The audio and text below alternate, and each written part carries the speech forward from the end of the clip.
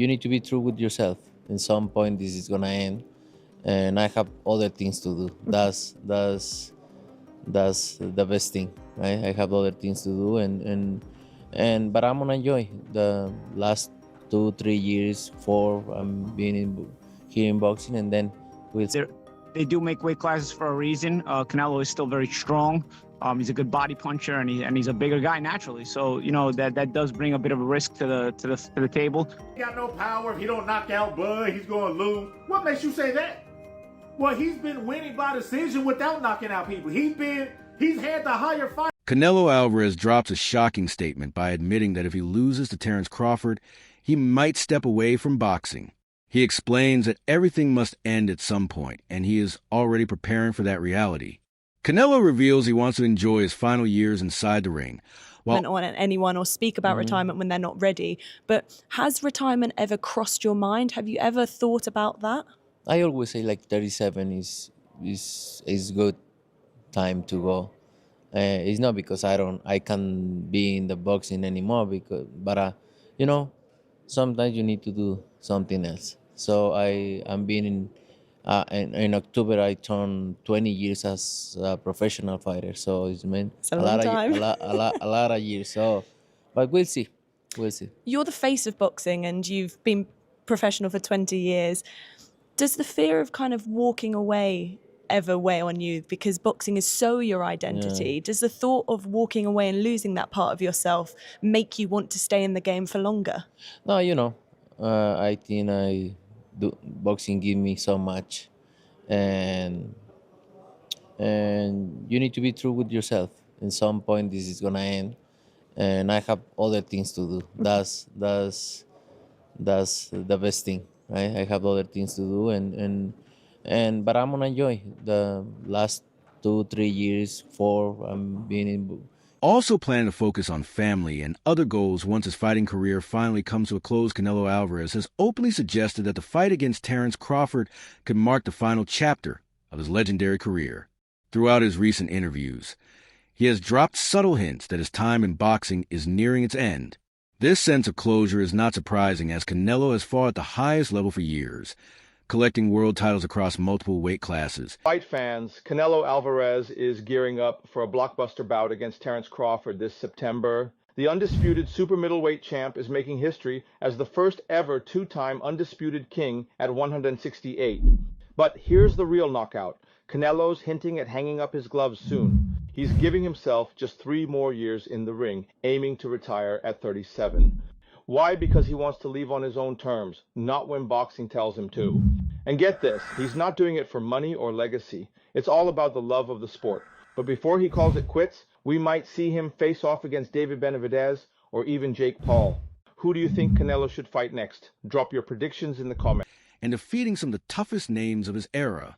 The possible retirement adds weight to his clash with Crawford, as fans are now looking at it not only as another super fight, but potentially as Canelo's last stand in the ring. Canelo Alvarez has admitted that he is considering stepping away from the sport by the end of the year. He has explained that he has already achieved everything he set out to do in boxing, including becoming a multi-division champion and establishing himself as one of the greatest fighters of his generation. It looks like it's the end of an era. Canelo Alvarez spoke about his retirement plans and has confirmed that the end is near and that his time inside the ring is coming to an end relatively soon. Canelo Alvarez said that he is now in the stage wherein he's also thinking a lot about how he wants to focus as well as enjoy the fruits of his labor, not just for himself but for his family as well. The Mexican fighter who made his professional boxing debut at the age of 15 years old and has been professionally fighting for almost 20 years now said the following, and I quote, "From the age of 28 to 29, this is the age where I have felt best. I've always said that at 37 years old is a good age to enjoy what I have done with my family, other things in my career, and that's what I say. But I said I would debut at 18 and I did it at 15.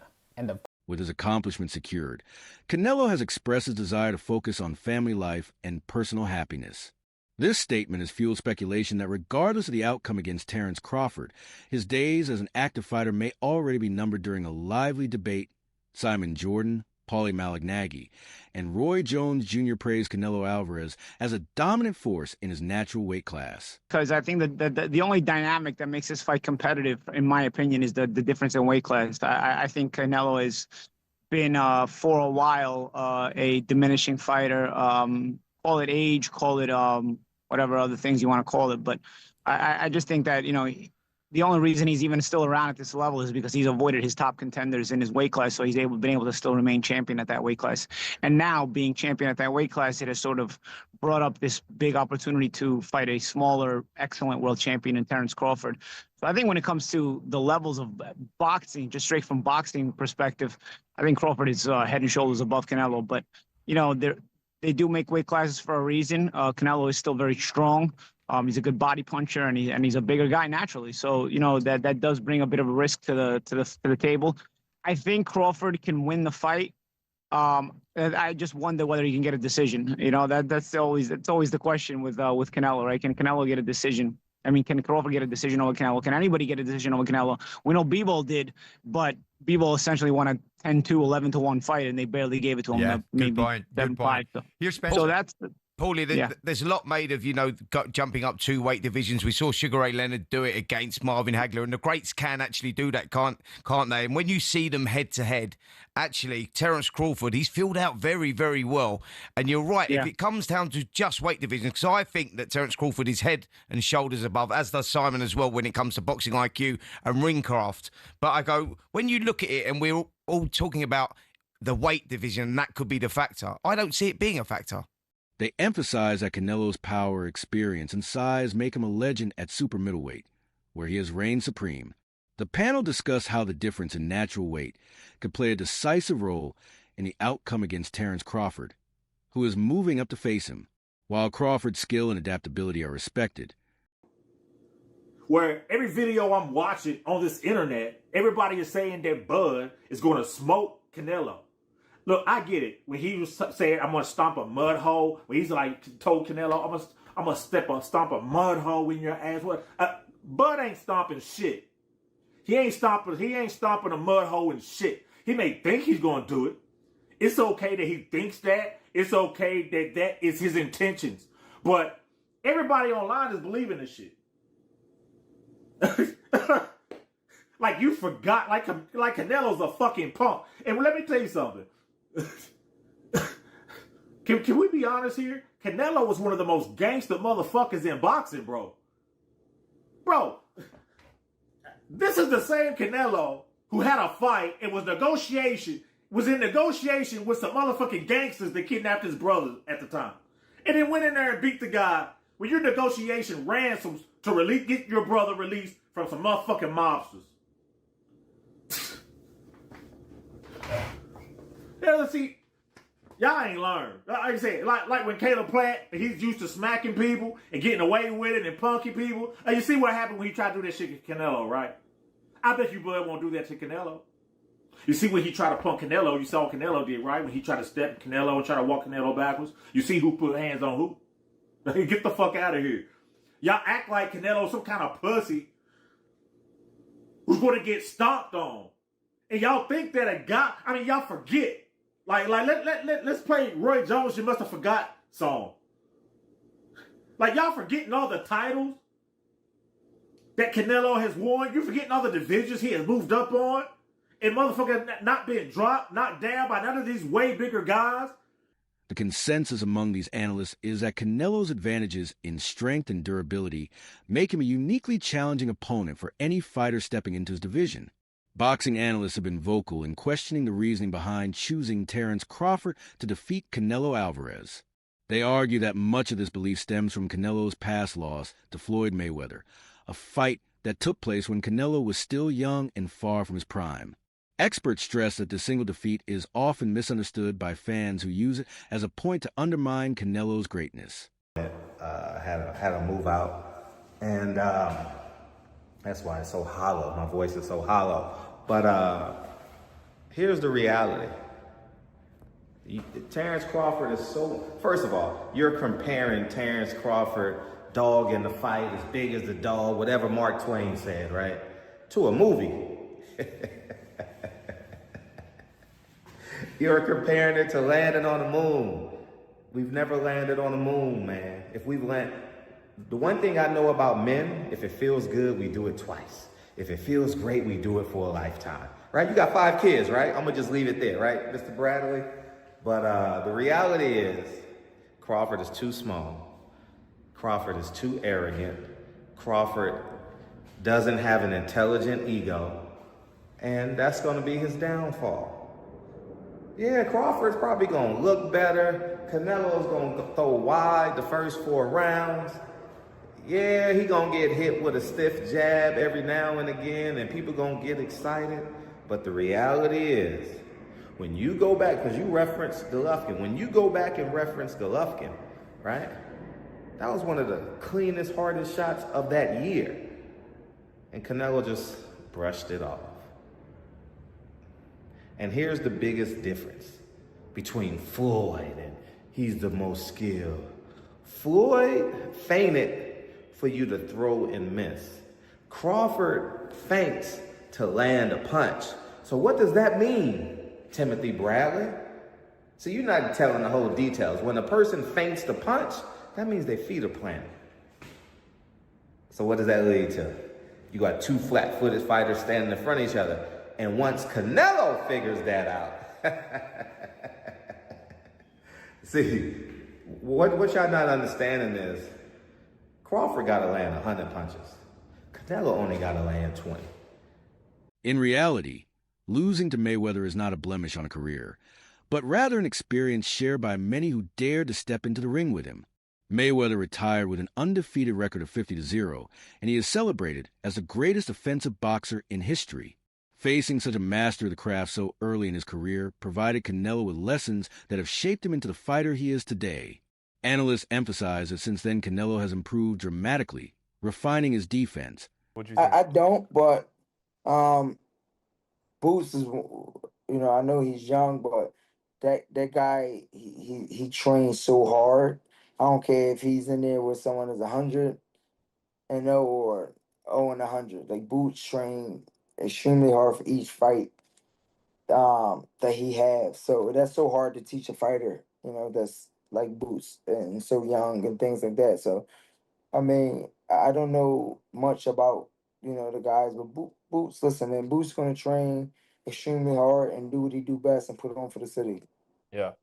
And then there's obviously talk about him fighting Virgil in Virgil Ortiz in January or February. You like that fight? Yeah, listen, I'm gonna be honest, and it's not because I'm from Philly, but I pick Boots over all these guys, man. Boots is just, like I said, man, Boots is just cut from a different cloth. I just think Boots got it all. He's a total package fighter.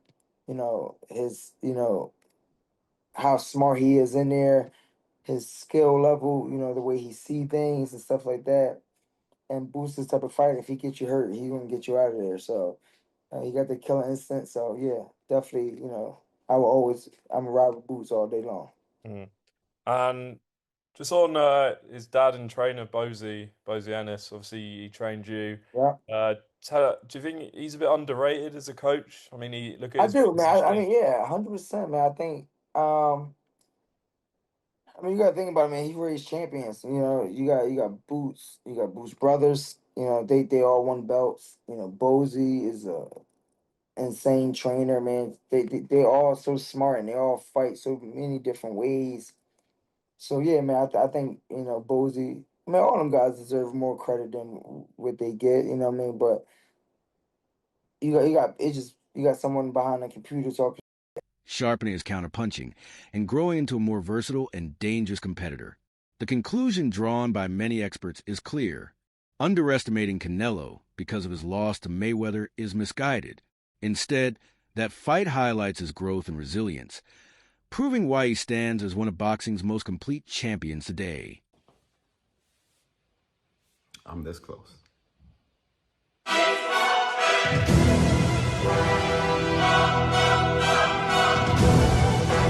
I never seen him in that kind of shape.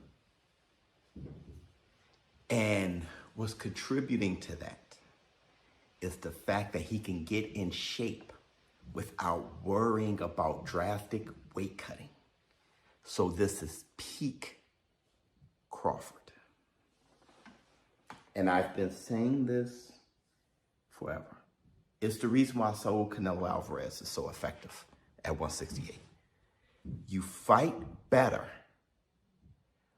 when you are your most healthy.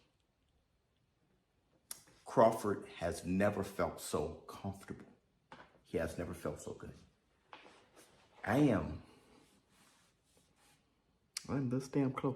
The only thing that's stopping me is every time I switched up at the end, I got it wrong. I did it with Errol Spence. I had Terence Bud Crawford for a damn year. Switched up at the very end during the media workout, got it wrong. I'm still paying for that to this day. I switched up, I cannot believe, I switched up at the end, Bivol Canelo. I had Bivol for many years. I said if they fought, I got Bivol over Canelo. And at the very end, I switched. I said, you know what? Canelo's too great. His resume is better than Bivol. Timothy Bradley Jr. has faced criticism from fellow analysts for boldly claiming that Terence Crawford will beat and even dominate Canelo Alvarez. Critics argue that Bradley's prediction is unrealistic given the physical disparities between the fighters. Canelo has gone toe-to-toe with Gennady Golovkin 3 times, proving his strength and resilience against one of the hardest punchers in the sport. In contrast, Crawford has never fought at this weight before, and the leap in size and power could be too much to handle. Those opposing Bradley's view believe that recognizing these realities is essential, as size and experience at higher weight classes cannot be dismissed.